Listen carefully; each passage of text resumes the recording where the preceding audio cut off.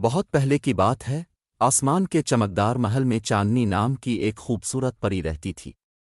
وہ روشنی کی پری تھی، جس کی چمکدار چادر چاند کی کرنوں سے بنی تھی۔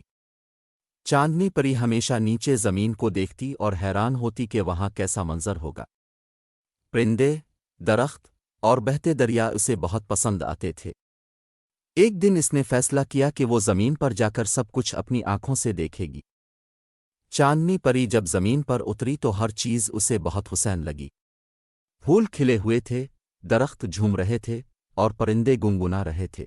چاندنی پری جب زمین پر اتری تو ہر چیز اسے بہت حسین لگی۔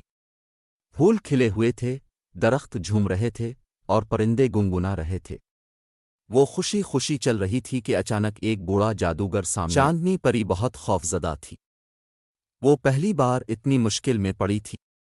اس نے آسمان کی طرف دیکھا اور مدد کے لیے دعا کی۔ اس وقت وہاں ایک چھوٹی سی چڑیا الفاڑ رہی تھی جس نے چاندنی پری کو قید ہوتے دیکھ لیا تھا۔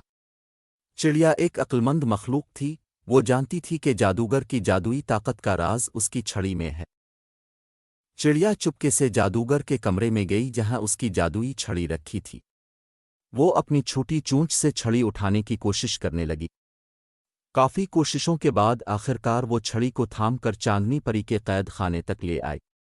چاندنی پری نے جیسے ہی چھڑی کو ہاتھ لگایا، اس کی طاقت واپس آ گئی۔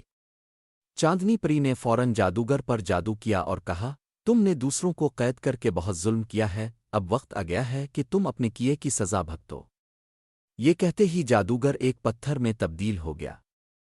اس کے جادو کا اثر ختم ہو گیا اور جو بھی اس کی قید میں تھا آزاد ہو گیا۔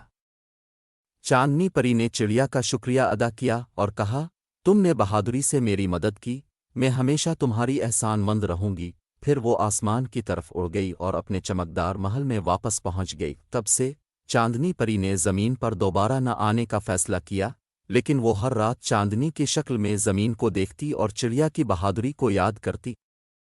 کہتے ہیں کہ جب چاند کی روشنی زیادہ چمکتی ہے تو یہ چاندنی پری کی خوشی کا اظہار ہوتا ہے۔